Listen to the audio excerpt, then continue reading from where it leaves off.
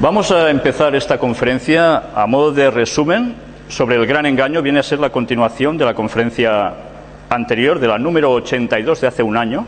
Ahora ya llevamos más de 100 y pico largas. Y vamos a seguir con esta temática que parece que a pocos nos puede llegar a interesar, pero que realmente tiene una significación tremenda para cada uno de nosotros.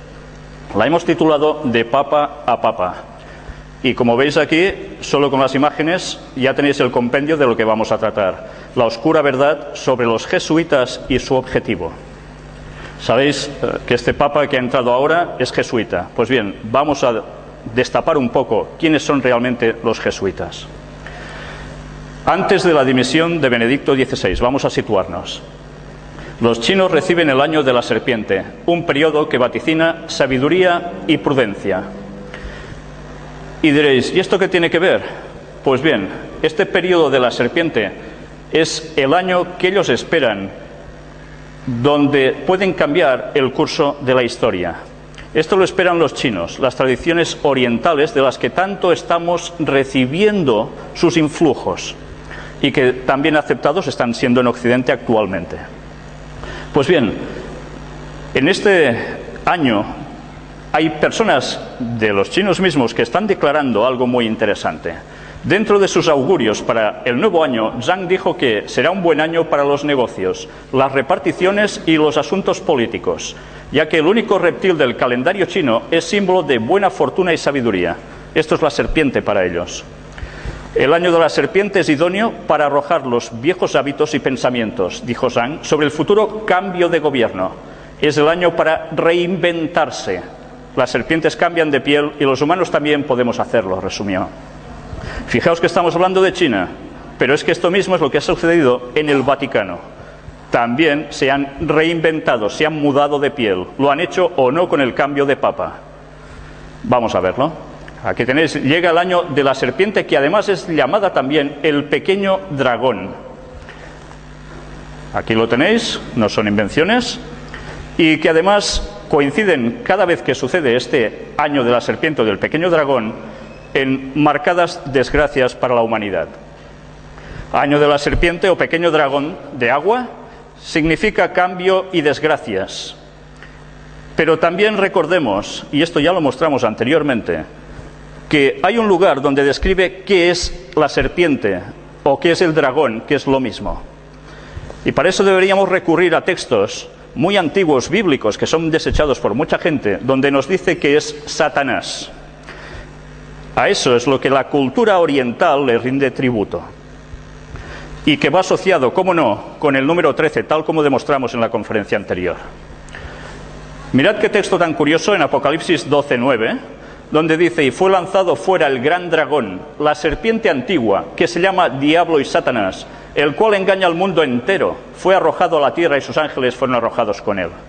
Y diréis, ¿y esto qué tiene que ver? Pues sencillamente, cuando sabemos descifrar lo que ponen estos enigmáticos textos, podemos entender el gran engaño que está montado para hacernos creer las cosas que realmente no son buenas como buenas. Aquí tenéis, el Papa saluda a China, precisamente, y Extremo Oriente por Año Nuevo Lunar.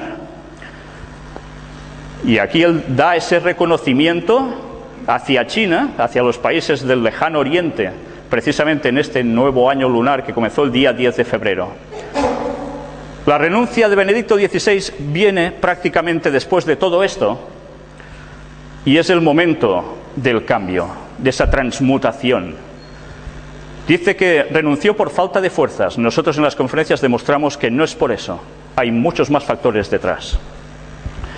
El anuncio de la renuncia del Papa llegó completamente de sorpresa, pero para entender su lógica hay que considerar también la fecha del calendario. Atención a esto, no son casualidades el momento de su fecha. Hoy, efectivamente, para la Iglesia la fiesta litúrgica es el de la Virgen de Lourdes, en el aniversario de las apariciones marianas más célebres. ¿Y cuándo sucedió eso? Días 11 de febrero. Mirad qué extrañas casualidades, una vez más, vuelven a coincidir aquí. El Papa renuncia a los 85 años, 8 más 5, 13. Estamos haciendo numerología, lo que ellos trabajan habitualmente, que es cábala. en verdad, espiritismo. Día del anuncio, día 11, que significa aprobado por ley divina. Por eso eligió ese día. Hora anuncio, renuncia del Papa por los medios de comunicación a las 11:47, sumado da 13. Día y mes del anuncio, 11 del 2, sumado 13. Día del anuncio coincide con la celebración de la Virgen de Lourdes, que igual 11 de febrero da 13. Que, por cierto, quien se aparece allí no es la Virgen de Lourdes, como bien hemos demostrado. O se presentaba sus manifestaciones. Día, mes y año del anuncio, 11 del 2 del 2013. Sumado todo da 10. El 10 significa plenitud. 1 más el 0, que es igual a Dios.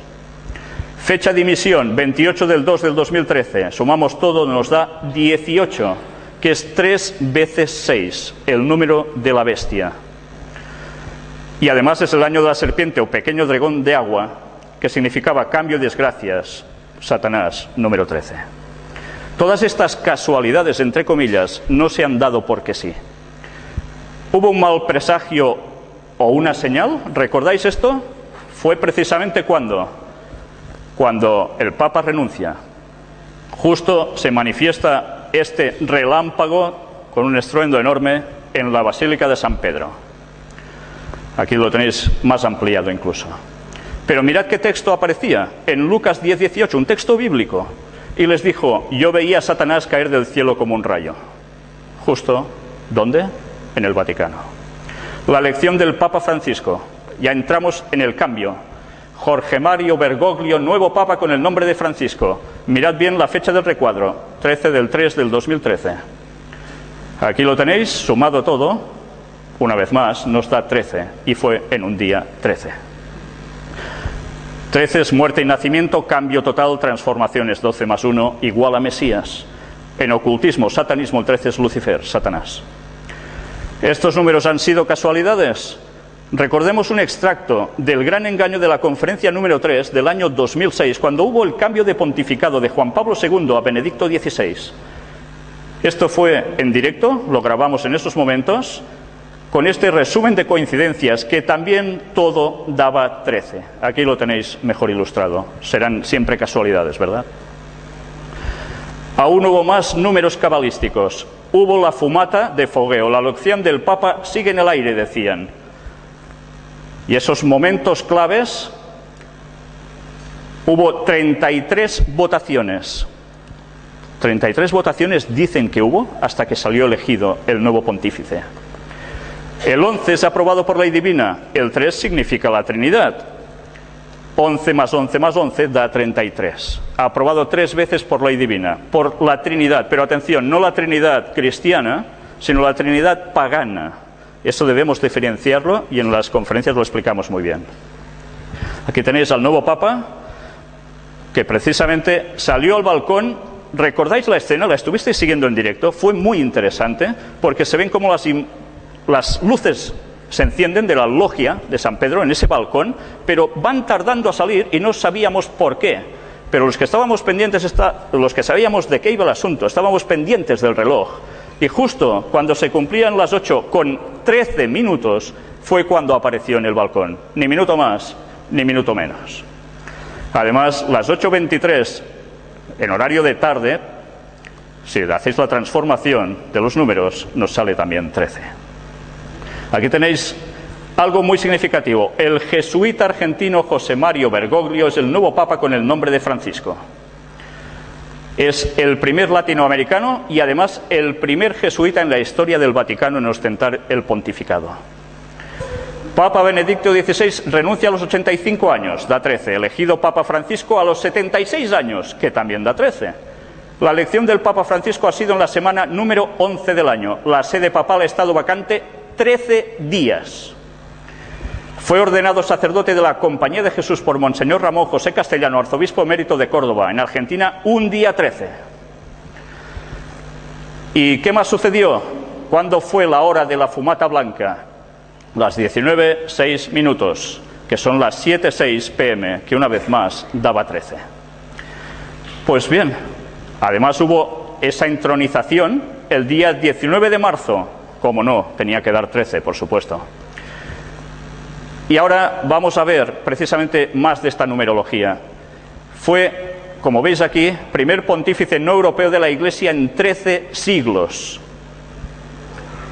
Primer papa no europeo en 13 siglos. Papa con papa. Benedicto XVI regresa al Vaticano contento y con intención de dedicarse a la oración. Ya sabéis que se fue y luego regresa. Seguirá viviendo en el Vaticano. Mirad en qué fecha sucedió todo esto.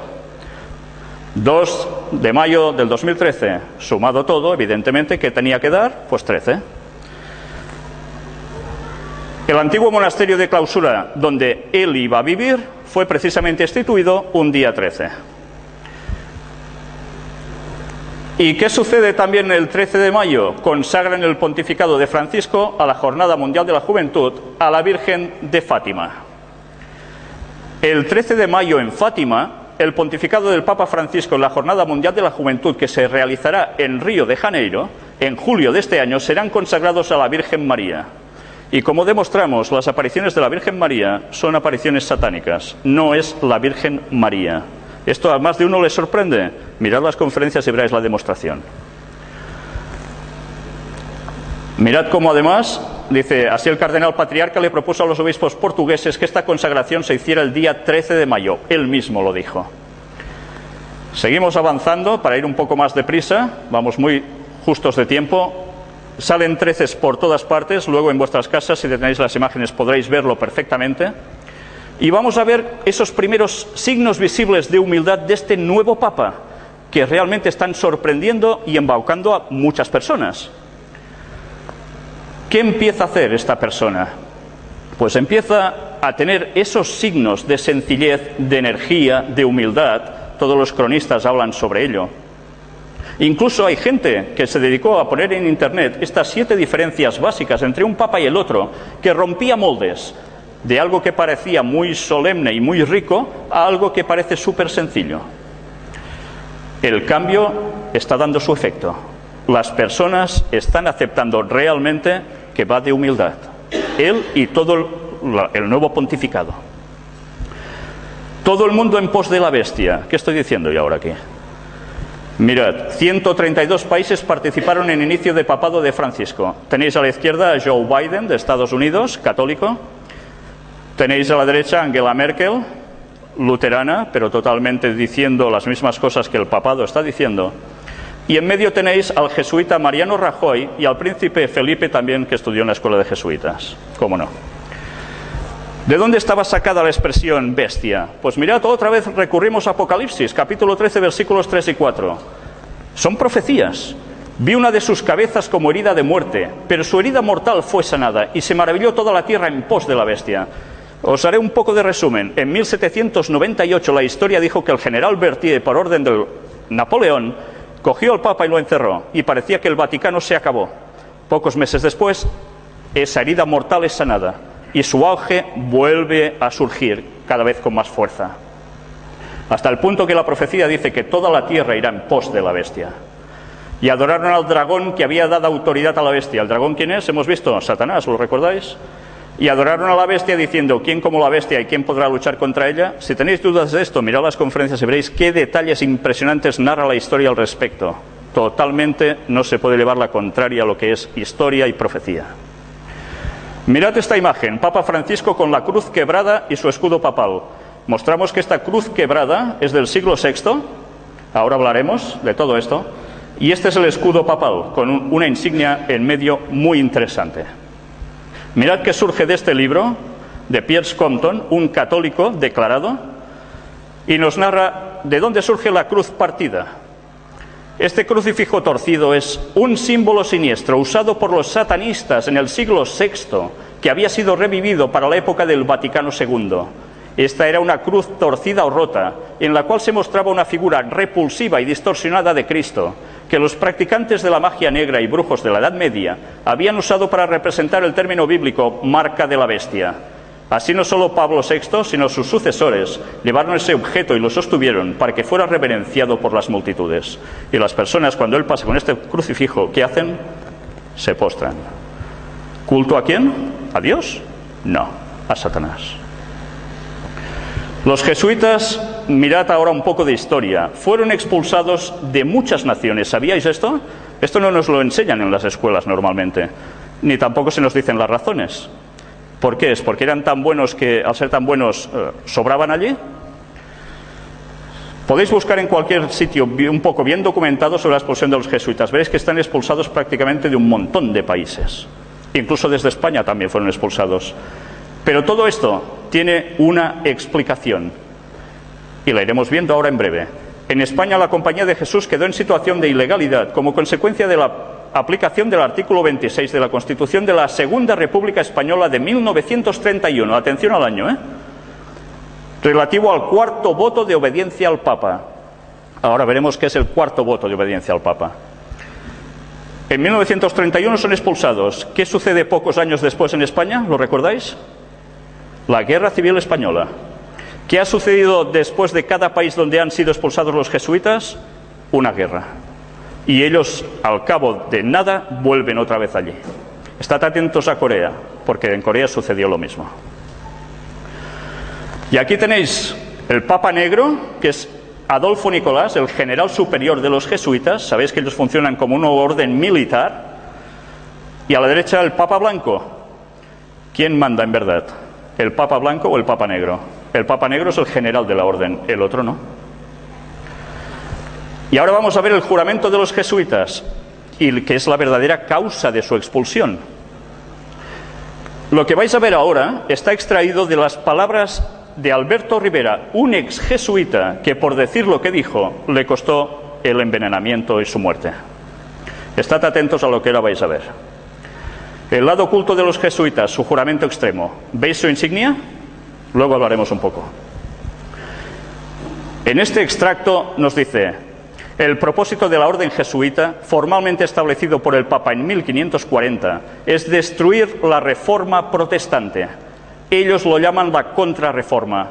Nicolini de Roma escribió: los jesuitas, por su mismo llamado, por la misma esencia de su institución, están ligados a buscar por cada medio, recto o malo, la destrucción del protestantismo.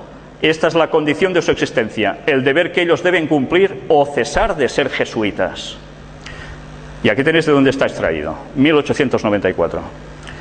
Y ahora mirad el extracto del juramento de los jesuitas. Para este fin el jesuita profeso se tiene obligado a sí mismo con un juramento, parte del cual fue publicado en 1899. Y vamos a ver qué pone allí. Ahora yo renuncio y desconozco mi lealtad debida a cualquier rey herético, príncipe o estado, llámense protestantes o liberales, o la obediencia a cualquiera de sus leyes o magistrados u oficiales. Luego declaro que la doctrina de las iglesias de Inglaterra y Escocia, de los calvinistas, hugonotes y otros del nombre protestante o liberales, ser condenables, y ellos mismos ser condenables los que no abandonarán las mismas. Luego declaro que yo ayudaré, asistiré y aconsejaré a todos o a algunos de los agentes de su santidad en el lugar donde yo esté, en Suiza, Alemania, Holanda, Dinamarca, Suecia, Noruega, Inglaterra, Irlanda o América, o en cualquier otro reino o territorio al que yo vaya, y haré mi máximo esfuerzo para extirpar a los herejes protestantes o las doctrinas liberales y destruir todo pretendido poder, que sea legal o no. En 1981, Alberto Rivera denunció estas cosas. Aquí tenéis a Adolfo Nicolás, español. Ceremonia de introducción y juramento extremo de los jesuitas. Habla el superior. ¿Sabéis? Ellos tienen grados como la masonería. Los de abajo no saben nada. Creen en lo que hacen, son sinceros. Pero a medida que van subiendo se van enterando de realmente qué es lo que los mueve y qué función va a ser la suya. Hijo mío, hasta aquí tú has sido enseñado para actuar como el disimulador entre los católicos romanos, para ser un católico romano y para ser un espía aún entre tus propios hermanos, para no creer a ningún hombre, para no confiar en ningún hombre. Entre los reformadores, para ser un reformador. Entre los hugonotes protestantes franceses, ser un hugonote.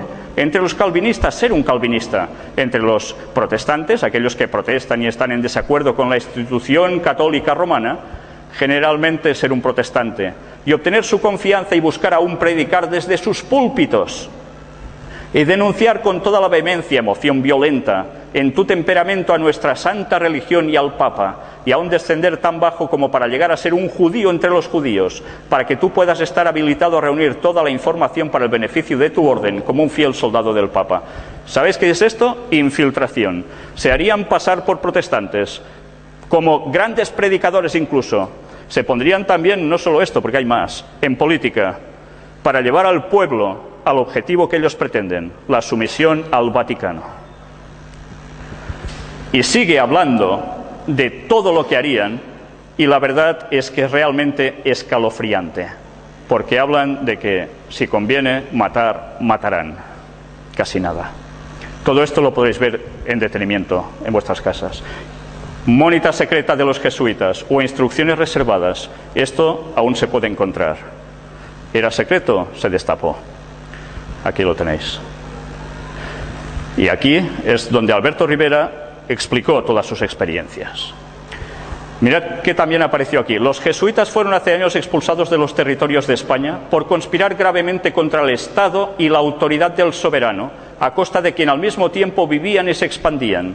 Hay que tener presente que durante muchos años en el diccionario de la Real Academia Española, la palabra jesuita era definida como dos cosas: perteneciente a la orden jesuita o bien hipocresía. Esta última definición fue borrada en 1967, ¿por qué sería? En numerosos textos literarios, el hacerse el jesuita es el hacerse pasar por inocente sin serlo. Impresionante. Y vamos a ver unas frases célebres referidas a los jesuitas. John Adams, segundo presidente de los Estados Unidos de América. La historia de los jesuitas quizás no se ha escrito de forma muy elocuente y sin embargo está apoyada por autoridades incuestionables. La restauración de la orden jesuita en el año 1814, llevada a cabo por el Papa Pío VII, representó ciertamente un paso hacia la crueldad, la oscuridad y el despotismo y muerte. No me gusta la apariencia de los jesuitas. Si alguna vez ha habido algún grupo de hombres que ha merecido condenación aquí en la tierra y en el infierno, esta es la sociedad de Ignacio de Loyola, los jesuitas. Se los conocía muy bien, porque luego veréis qué hicieron ellos en Estados Unidos y que no nos han explicado en las escuelas. Abraham Lincoln, todos lo conocéis. La guerra civil americana nunca hubiera sido posible sin la siniestra influencia de los jesuitas. ¿Ahora entendéis por qué sucedió la guerra de secesión en los Estados Unidos? Querían someter la nueva nación a Roma, cuando surgió como protestantes. Samuel Morse, el inventor del telégrafo. Los jesuitas son una sociedad secreta, como tipo de orden masónica, pero con sobreañadidas horrorosas y detestables características, 1000 veces más peligrosa. Y mirad las instrucciones secretas de Loyola, su fundador. Finalmente, hagamos todo con tal grado de astucia que podamos ganar dominio sobre los príncipes, los nobles y los magistrados de cada lugar, para que estén listos a nuestra llamada y a nuestra disposición, incluso al punto de sacrificar sus propias familias, así como los más íntimos amigos, cuando digamos que es para nuestro interés y ventaja. Y todo esto es historia. ¿La conocíais? Os recomiendo este libro, Vatican Assassins, donde se muestran estas citas y muchas más con historia, todo con detenimiento. Aquí hay un pequeño extracto de este libro que habla sobre los jesuitas, de Eric John Phelps. Los jesuitas, ahora formalmente suprimidos por el Papa en 1776, estuvieron aliados con Federico el Grande de Prusia y Catalina de Rusia. El general jesuita estaba en control del rito escocés de la masonería y ahora buscaron una alianza con la casa masónica de los Rothschild en Inglaterra, de los cuales hemos hablado en las conferencias. Para lograr esto, el general jesuita escogió a un jesuita que era judío por raza, Adam Weishaupt. Weishaupt era un brillante instructor de ley canónica, el maligno Concilio de Trento, en una universidad jesuita en Bavaria, de donde precisamente es Angela Merkel. El del colegio jesuita de Ingolstadt se dice haberse iniciado la secta conocida como los Illuminati de Bavaria. ¿Os suena, verdad? Fundado por Adam Weishaupt. Su fundador nominal, sin embargo, parece haber tenido un papel subordinado, aunque conspicuo, en la organización de esta secta. ¿Y qué sucedió? En 1 de mayo de 1776 se crea la Orden de los Illuminati. Y así podríamos encontrar aún más cosas, hasta que llegaremos a unas frases de Napoleón, que fue usado por ellos mismos y que después los citó. Los jesuitas son una organización militar, no una orden religiosa. Su jefe es un general de un ejército, no el mero padre abad de un monasterio. Y la meta de esta organización es poder. Poder en su más despótico ejercicio. Absoluto poder, universal poder. Poder para controlar el mundo por la voluntad de un solo hombre. Jesuitismo es el más absoluto de los despotismos y a la vez el más grande y más enorme de los abusos. El general de los jesuitas insiste en ser el amo, soberano sobre los soberanos. Donde quiera que los jesuitas son admitidos, ellos serán amos, cueste lo que cueste. Su sociedad es por naturaleza dictatorial y por lo tanto es el enemigo irreconciliable de toda autoridad construida. Cada acto, cada crimen, aunque sea atroz, es una obra meritoria si se comete para el interés de la sociedad de los jesuitas o por la orden del general. Y todo esto es historia. Hay más frases célebres y aún podríamos seguir así muchísimo más. Otro libro que os recomiendo, Los terroristas secretos, de Bill Hughes, donde veréis incluso quién estuvo detrás del hundimiento del Titanic. Increíble, ¿eh? Y otro libro imprescindible que no debería faltar en ninguna biblioteca, El conflicto de los siglos, escrito por Ellen White en 1827 a 1915, que vivió ella. El libro es de 1888. Mirad que escribió bien documentada sobre los jesuitas. Pasados los primeros triunfos de la Reforma, Roma reunió nuevas fuerzas con la esperanza de acabar con ella. Ya sabéis, la Reforma protestante iba contra el poder del Vaticano. Entonces fue cuando nació la orden de los jesuitas, que iba a ser el más cruel, el menos escrupuloso y el más formidable de todos los campeones del papado. Libres de todo lazo terrenal y de todo interés humano, insensibles a la voz del afecto natural, sordos a los argumentos de la razón y a la voz de la conciencia, no reconocían los miembros más ley ni más sujeción que las de su orden, y no tenían más preocupación que la de extender su poderío. El Evangelio de Cristo había capacitado a sus adherentes para arrostrar los peligros y soportar los padecimientos, sin desmayar por el frío, el hambre, el trabajo, la miseria, y para sostener con denuedo el estandarte de la verdad frente al potro, al calabozo y a la hoguera. Para combatir contra estas fuerzas, el jesuitismo inspiraba a sus adeptos un fanatismo tal que los habilitaba para soportar peligros similares y oponer al poder de la verdad todas las armas del engaño. ¿Por qué creéis que están siempre en los primeros puntos de conflicto los jesuitas? Son los soldados del Papa. Para ellos ningún crimen era demasiado grande, ninguna mentira demasiado vil, ningún disfraz demasiado difícil de llevar. Ligados por votos de pobreza y de humildad perpetuas, ¿os suena de algo esto? Estudiaban el arte de adueñarse de la riqueza y del poder para consagrarlos a la destrucción del protestantismo y el restablecimiento de la supremacía papal. ¿El nuevo papa jesuita no está mostrando estas facultades? Las mismas. La historia no cambia, los personajes siguen lo mismo. Al darse a conocer como miembros de la orden, se presentaban con cierto aire de santidad, visitando las cárceles, atendiendo a los enfermos, os suena, ¿verdad?, y a los pobres, haciendo profesión de haber renunciado al mundo y llevando el sagrado nombre de Jesús, de aquel que anduvo haciendo bienes. Pero bajo esta ungida mansedumbre, ocultaban a menudo propósitos criminales y mortíferos. Era un principio fundamental de la orden que el fin justifica los medios. Según dicho principio, la mentira, el robo, el perjurio y el asesinato no solo eran perdonables, sino dignos de ser recomendados, siempre que sirvieran los intereses de la Iglesia. Con muy diversos disfraces se introducían los jesuitas en los puestos del Estado, por eso fueron expulsados, elevándose hasta la categoría de consejeros de los reyes y dirigiendo la política de las naciones. Se hacían criados para convertirse en espías de sus señores, establecían colegios para los hijos de príncipes y nobles y escuelas para los del pueblo, y los hijos de padres protestantes eran inducidos a observar los ritos romanistas. ¿Se dedican o no los jesuitas a la educación? Es su punto clave, ¿verdad? ¿Para qué creéis que es? Para preparar a los niños para después. Toda la pompa exterior desplegada en el culto de la Iglesia de Roma se aplicaba a confundir la mente y ofuscar y embaucar la imaginación para que los hijos traicionaran aquella libertad por la cual sus padres habían trabajado y derramado su sangre. Los jesuitas se esparcieron rápidamente por toda Europa y donde quiera iban lograban revivar el papismo. Para otorgarles más poder, se expidió una bula que restablecía la Inquisición. No obstante, el odio general que inspiraba, aún en los países católicos, el terrible tribunal fue establecido por los gobernantes obedientes al Papa, y muchas atrocidades demasiado terribles para cometerse a la luz del día volvieron a perpetrarse en los secretos y oscuros calabozos.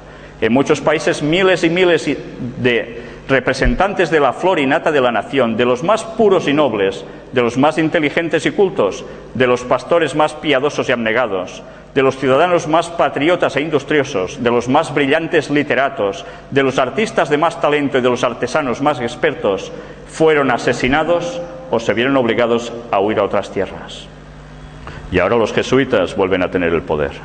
¿Creéis que la cosa va a cambiar en verdad si no comulgáis con lo que ellos quieren? La religión ecuménica del nuevo orden mundial, este es su propósito. Este nuevo Papa va a trabajar especialmente para el ecumenismo, para ligar todas las religiones bajo un solo paraguas, pero con alguien mandando. ¿Sabéis quién, no? Lo adivináis. Pues mirad ahora qué aparece en la iglesia de San Ignacio de Loyola en Roma. El Papa asegura que proseguirá el camino del diálogo ecuménico. Está atándose totalmente con los judíos, sobre todo porque el Vaticano, recordad, quiere instalarse en Jerusalén y lo va a hacer todo para ello. Pero además se está uniendo con el Islam, se está uniendo con los protestantes, los ortodoxos, budistas y demás. Y sigue trabajando para ello. Vais a ver ahora una serie de fotografías de la maqueta de la futura iglesia mayor y principal de los jesuitas en Roma, con partes integradas de templos de todas las otras religiones, para conseguir una sola religión mundial. Esto no es ciencia ficción, esto ya existe. Aquí la tenéis. Vamos a ver algún pequeño detalle. ¿No veis construcciones típicas de Rusia, de iglesias rusas, ortodoxas? Mirad qué países aparecen también en sus pies, como España, ¿cómo no? ¿Os recuerda esto a algún otro lugar, verdad? Del mundo islámico, en Turquía. Pues ya veis, iglesias de protestantes, todo junto bajo un mismo paraguas. Ese es el trabajo del nuevo Papa. Aparentando bondad increíble, haciendo el bien y ayudando a la población, se los va a ganar. La crisis irá más. Ellos son los que a través de Cáritas van a dar de comer al pueblo, a mucho pueblo. ¿Morderéis la mano que os da de comer o pasaréis por sus leyes? Pues eso es lo que están buscando. Y mirad qué sorpresa, el origen del Reiki. ¿De dónde procede? En este libro está muy bien documentado el origen del Reiki. De Japón, sí. ¿Pero de quién? De los jesuitas. Trabajaron especialmente con espiritismo, haciéndolo pasar por influencias de energía cósmica que penetran en nosotros y que damos a los demás. En verdad es espiritismo, es satanismo. Y hay mucha gente que lo hace de todo corazón y no sabe lo que están haciendo realmente. Pues este es el origen, en verdad, de jesuitas. Casi nada.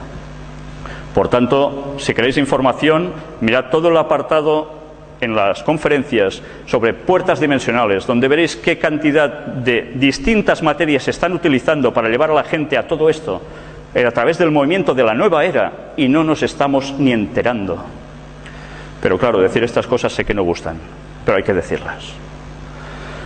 Y vamos a terminar con algo muy interesante. Iglesia del Jesús y San Ignacio de Loyola. Esta es la iglesia que está en Roma, la sede era de los jesuitas, y mirad la gran bondad en la que se muestra San Ignacio de Loyola, su máximo. Aquí lo tenéis.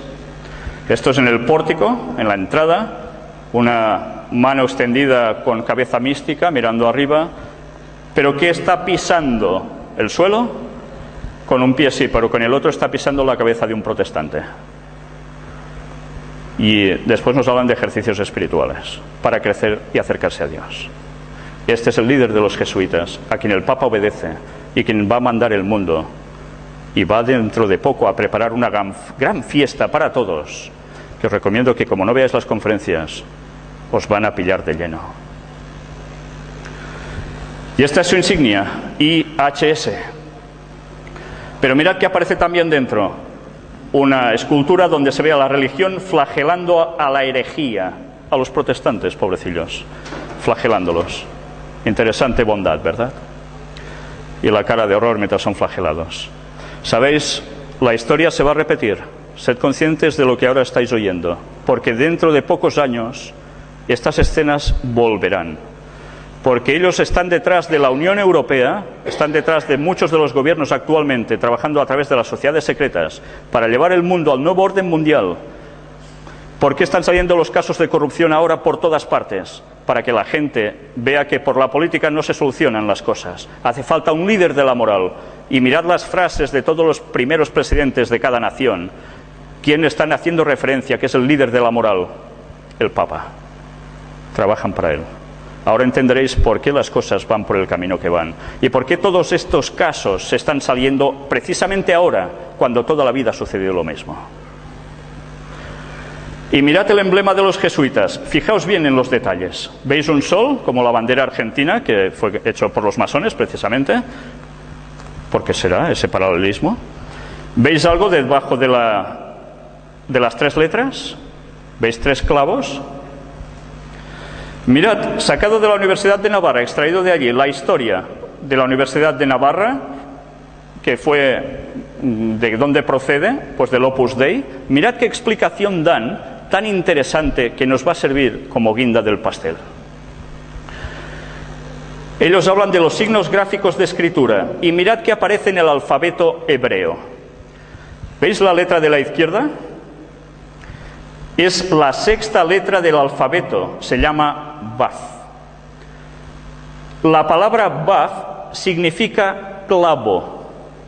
Se le adjudica el valor numérico 6. Sabéis que en hebreo las palabras tienen un componente sumado de números y un significado. Al clavo le dan el número 6. ¿Entendéis esto? Pues mirad ahora. El emblema de los jesuitas en verdad es 666. ¿Y qué es esto? Mirad otra vez más la profecía de Apocalipsis. Ese libro que la gente dice no se puede entender, son tonterías. Pues mirad qué pone allí. Capítulo 13, versículos del 14 al 18. Y engaña a los moradores de la tierra con las señales que se le ha permitido hacer en presencia de la bestia, mandando a los moradores de la tierra que le hagan imagen a la bestia que tiene la herida de espada y vivió. ¿Sabéis? Aquí está hablando de Estados Unidos. Es una segunda bestia que le dará el poder al Vaticano.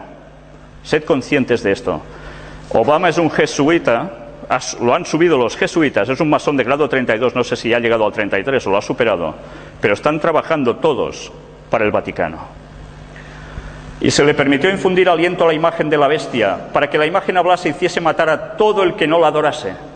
Y hacía que a todos, pequeños y grandes, ricos y pobres, libres y esclavos, se les pusiese una marca en la mano derecha o en la frente. De esto hablamos también en la conferencia anterior.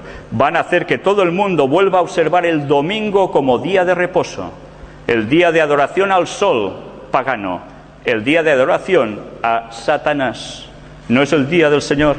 Si miráis en las Biblias pone que el día de descanso es el sábado, no el domingo. Tened esto presente, porque ya han manipulado hasta los diccionarios o las enciclopedias a partir de 1990 para demostrar, que ya no puedas demostrar, que el sábado es el séptimo día y el domingo el primer día de la semana. Y mirad cómo termina diciendo, y que ninguno pudiese comprar ni vender sino el que tuviese la marca o el nombre de la bestia o el número de su nombre. Aquí hay sabiduría. El que tiene entendimiento, cuente el número de la bestia, pues es número de hombre, y su número es 666. En el conflicto de los siglos vuelve a aparecer esto. Y téngase presente que Roma se jacta de no variar jamás. Los principios de Gregorio VII y de Inocencio III son aún los principios de la Iglesia Católica Romana, y si solo tuviese el poder, los pondría en vigor con tanta fuerza hoy como en siglos pasados. Pocos saben los protestantes lo que están haciendo al proponerse aceptar la ayuda de Roma en la tarea de exaltar el domingo. Mientras ellos tratan de realizar su propósito, Roma tiene su mira puesta en el restablecimiento de su poder y tiende a recuperar su supremacía perdida. Los protestantes están doblegando a Roma. Y termina diciendo Apocalipsis 18, algo que define la situación de la Iglesia Católica Romana. ¿Por qué creéis que ahora desde el Vaticano se fomenta la lectura de la Biblia cuando en la Edad Media se quemaban las Biblias. Y se quemaba cualquiera que tuviese un solo texto escrito en su bolsillo. Porque ahora, como no pudieron acabar, porque salió la imprenta con Gutenberg y empezaron a publicar Biblias en el idioma del pueblo, mucha gente se dio cuenta del gran engaño que tenían montado con ese falso cristianismo que estaban pintando, que no tiene nada que ver con el real. Y mirad qué interesante lo que aquí pone. Ahora ellos dicen, leed la Biblia, pero nosotros somos los únicos que la pueden interpretar. Entonces no ganamos nada, ¿verdad? Después de esto, vi a otro ángel descender del cielo con gran poder y la tierra fue alumbrada con su gloria. Está hablando de un mensaje que se iba a dar a este mundo, justo antes de que suceda todo esto. Y clamó con voz potente diciendo, ha caído la gran Babilonia, y se ha hecho habitación de demonios y guarida de todo espíritu inmundo y albergue de toda ave inmunda y aborrecible. Babilonia, cuando se escribió este texto, ya no existía. Hacía siglos que había desaparecido. ¿A quién hacía referencia? Porque todas las naciones han bebido del vino del furor de su fornicación, y los reyes de la tierra han fornicado con ella, y los mercaderes de la tierra se han enriquecido de la potencia de sus deleites. ¿Sabéis? Esto se aplica perfectamente a Roma. Ellos están detrás de las grandes transacciones comerciales que, trabajando con la masonería, están creando grandes monopolios y que mueven el petróleo mundial. Yo os lo digo por contactos personales que tengo, que dejan muy claro que esto no son bromas. ¿Y quién decide quién explota el petróleo? Ellos son. Y parece que no tengan nada que ver, ¿verdad? Y otra voz del cielo que decía, salid de ella, pueblo mío, para que no seáis partícipes de sus pecados ni recibáis parte de sus plagas, porque sus pecados han llegado hasta el cielo, y Dios se ha acordado de sus maldades. Luego va a haber justicia. Están llegando a su límite, y se avisa que cuando la gente sepa estas cosas, que busquen de verdad. Y sabéis, hace falta ser muy sincero, porque a veces podemos llevar muchos años creyendo cosas, conceptos que están equivocados, y luego reconocer eso y decir, realmente hay otro camino. Hace falta mucho valor. Pues bien, toda la información de todo lo que hoy he intentado condensar aquí, con todas las pruebas, la vais a encontrar precisamente en esta página donde encontráis las conferencias del Gran Engaño.